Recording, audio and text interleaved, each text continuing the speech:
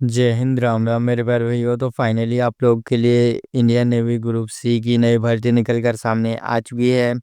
तो अगर आप 10th पास हो और इंडियन नेवी में जाना चाहते हो, इंडियन नेवी ज्वाइन करना चाहते हो, तो आपकी हाइट कितनी होनी चाहिए, एज कितनी होनी चाहिए और उसी के साथ क्वालिफिकेशन क्या होनी चाहिए, भर्ती प्रोसेस क्या है और इसी के साथ इसकी भर्ती कब से स्टार्ट होने वाली है, तो सारी जानकारी हम इसी वीडियो में देने वाले हैं। तो लास्ट तक बने रहना। बिना देरी के वीडियो को स्टार्ट करते हैं। तो सबसे पहले मैं बता दूं कि यह परमानेंट भर्ती रहने वाली है। ये कोई 4 सालों के लिए नहीं होने वाला। तो सबसे पहले बात कर लें क्वालिफ़िकेशन की, तो आप केवल 10th पास होने चाहिए और साथ में आपके 10th में कम से कम 45% मार्क्स तो होने चाहिए इंडियन नेवी ज्वाइन करने के लिए। उसी के साथ आपकी एज 18 से 25 वर्ष के बीच में होना चाहिए और जो आरक्षित वर्गों को एज में छूट मिलती है वो मिलेगी, जैसे एसटी एससी को 5 सालों की और ओबीसी को 3 सालों की। यानी कि अगर आप एसटी एससी से हो तो आपको ये छूट 18 से 30 वर्ष की मिलने वाली है। उसी के साथ आपको तैराकी आनी चाहिए और इन लोगों के हिसाब से आपको कम से कम 1 साल का एक्सपीरियंस तो होना चाहिए तैराकी का। तो अगर आप इंडियन नेवी ज्वाइन करना चाहते हो तो आपको तैरने आना चाहिए। तो अब बात कर लें इसमें कौन-कौन से पोस्ट देखने के लिए मिलती है, तो इसमें आपका लास्कर हो गया, फायरमैन हो गया, टोपास और शिलांग जास्कर जैसे पद देखने के लिए मिलते हैं।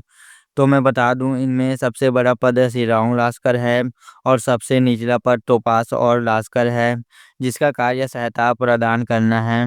तो इसमें सबसे पहले आपका रिटन एग्ज़ाम होता है। रिटन एग्ज़ाम आप लोगों का पूरे 100 मार्क्स का होता है, जिसमें आपका सामान्य बुद्धि, तर्क शक्ति और संख्यात्मक योग्यता, अंग्रेजी भाषा, सामान्य जागरूकता, इन सभी से क्वेश्चन देखने के लिए मिल जाएँगे।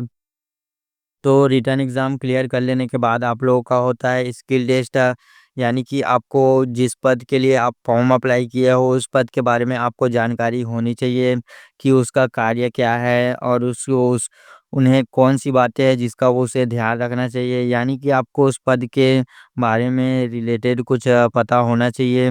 इससे प्रश्न आपको पूछे जाएंगे। जिसके बाद होता है आप लोगों का डॉक्यूमेंट वेरिफिकेशन। डॉक्यूमेंट वेरिफिकेशन हो जाने के बाद आप लोगों का होता है फिजिकल। तो फिजिकल हर एक पद के लिए अलग अलग फिजिकल होता है। तो फिजिकल के बारे में अगर आपको फुल डिटेल में जानकारी चाहिए तो वीडियो का लिंक कमेंट में पिन देखने के लिए मिल जाएगा, वहाँ से आप चेकआउट कर सकते हो। उसमें मैंने फुल डिटेल में बताया है कि इसका फिजिकल कैसे होता है।